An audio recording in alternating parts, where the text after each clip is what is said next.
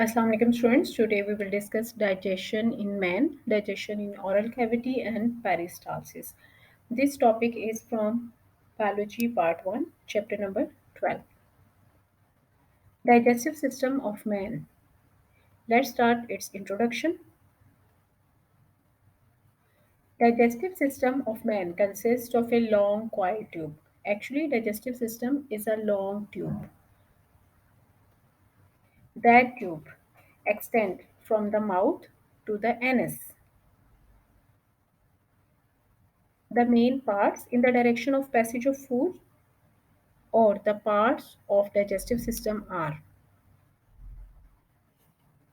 the first part is oral cavity, that is also called buccal cavity. Our mouth, inner surface of mouth including palate, teeth, tongue, nasal opening is called oral cavity. Oral cavity is the first part of digestive system.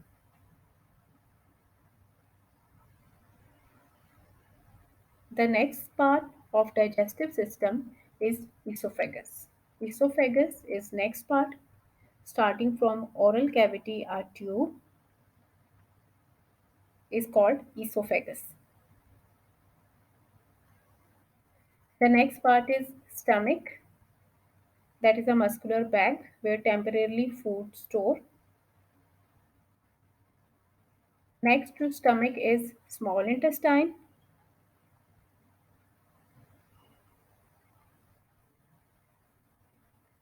As you can see here, small intestine. Small intestine has three parts: duodenum, jejunum, and ileum. Next to small intestine is large intestine. Large intestine has also three parts: ascending colon, transverse colon, descending colon. And at the end, caecum and rectum are present.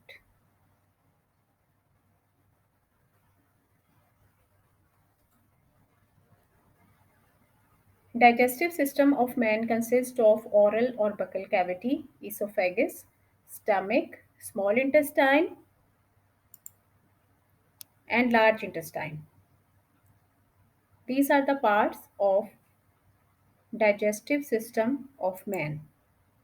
Here you can see again all parts of long tubular digestive system. This tubule has different name. Start from oral cavity, then esophagus, then stomach, then small intestine, large intestine, and rectum. Glands. Associated with the various regions are the glands. Glands that participate in digestion. The first glands are salivary glands. Salivary glands are three types of glands present in oral cavity. Next, liver. Liver secrete bile through bile duct. Pancreas. Pancreas secrete pancreatic juice. Here you can see again their location: salivary glands, liver, and pancreas. These three glands are associated with digestive system of man. This is also a short question. Liver, pancreas, and salivary glands. Site of digestion, where digestion take place. The food travel the whole digestive system, but digestion take place only at three specific areas. Which are these areas? Number one, oral cavity. Here, digestion take place. Stomach. In stomach, digestion take place.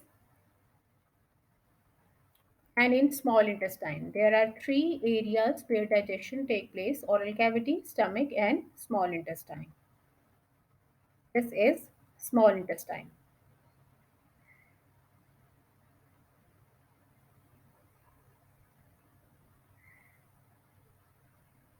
Next, digestion in oral cavity. Let's start digestion, the topic of digestion.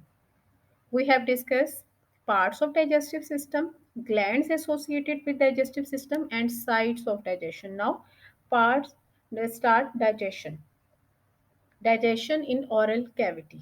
After ingestion or taking in of food, digestion start in oral cavity. Oral cavity perform four functions: selection of food, grinding or mastication, lubrication, and digestion. We will discuss one by one all these 4 points. The first is selection of food. Selection of food. When food enters the oral cavity, the cavity bounded by palate, tongue, teeth, and cheeks.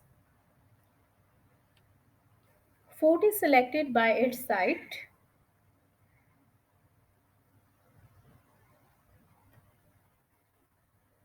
Selection of food is also take place by the sense of smell,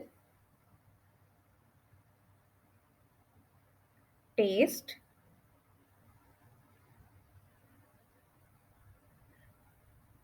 and sight. Tongue, being sensory and muscular organ, plays the most important role in the selection of food through its taste buds. It is tasted, smelled, and felt. If the taste or smell is unpleasant, or if hard objects like bone or dirt are present in the food, it is rejected. Next step is grinding or mastication. Grinding, break down into smaller pieces. Grinding or mastication, after selection, the food is ground by means of molar teeth.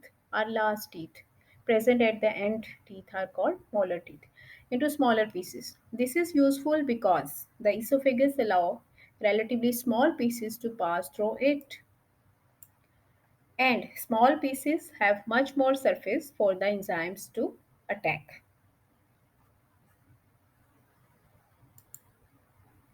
Lubrication and digestion.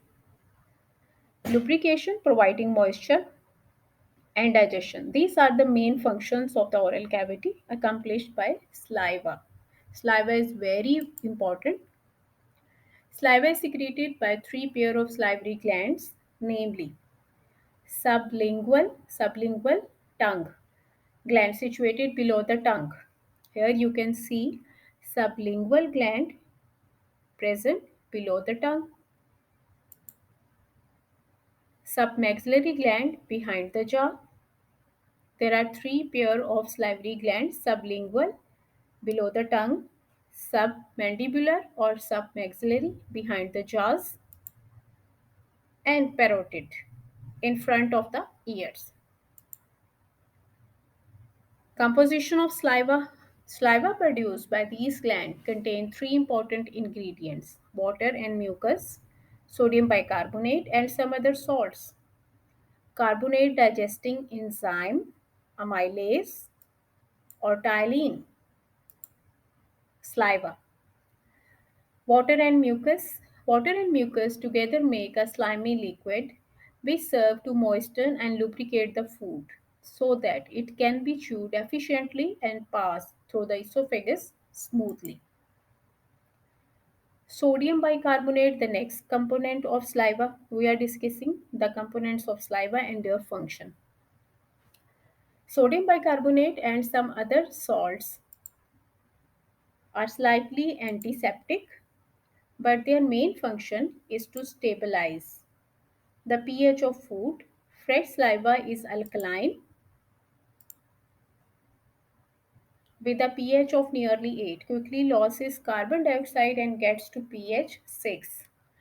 This is also an MCQ. Fresh saliva has pH of 8, quickly loses carbon dioxide and get to pH 6.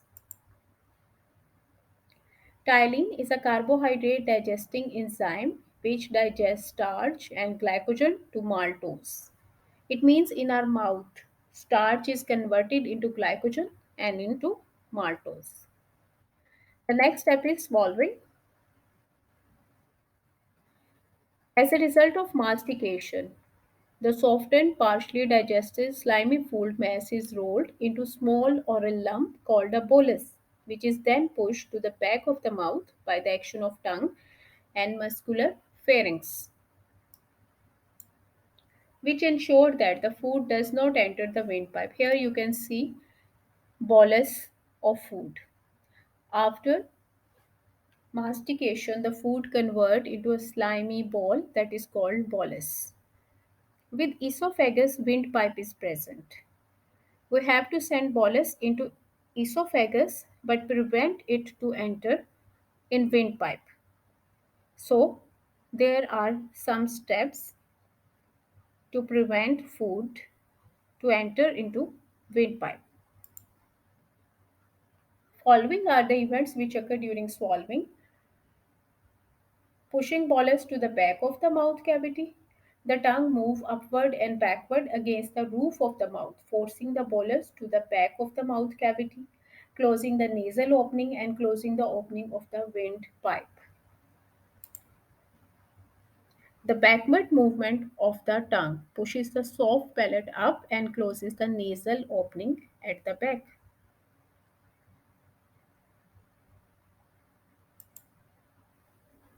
At the same time, the tongue forces the epiglottis. What is epiglottis? A flap of cartilage into more or less horizontal position, thus closing the opening of windpipe. The windpipe is also called glottis. The opening, a flap present on the opening of epiglottis is called epiglottis. Here you can see epiglottis. This is epiglottis. A flap present above windpipe is called epiglottis and windpipe is called glottis. The next structure is larynx.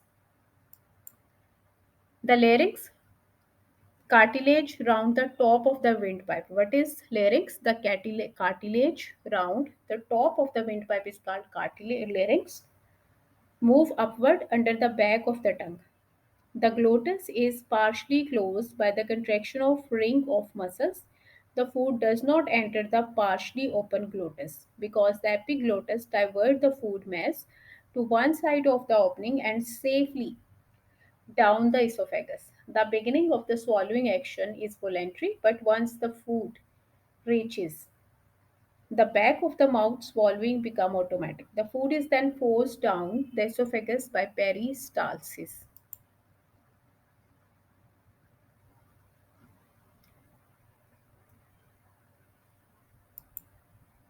Peristalsis, the next step. These are rhythmic movements of digestive tract by which food is moved along the cavity of the canal. It consists of wave of contraction of the circular and longitudinal muscles preceded by the wave of relaxation. Once contraction occur and then relaxation occur. As you can see here, the food is here. Here is relaxation and very next to the food there is contraction. This is contraction. Relaxation and contraction produce a rhythmic wave that is called peristalsis, and due to peristalsis the food reach stomach.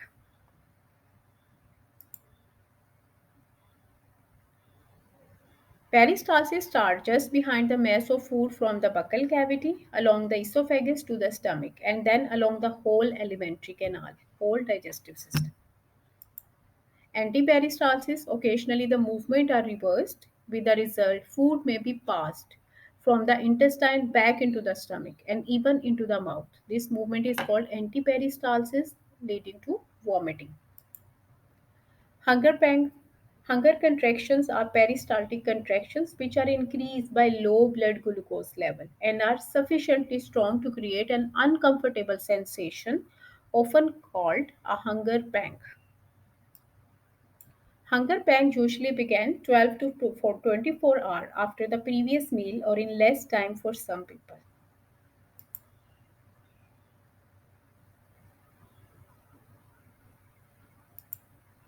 Here is summary. Today we will discuss part of digestive system. Part of digestive system include oral or buccal cavity, esophagus, stomach, small intestine and large intestine. Three glands are associated with digestive system, that is salivary gland, liver and pancreas.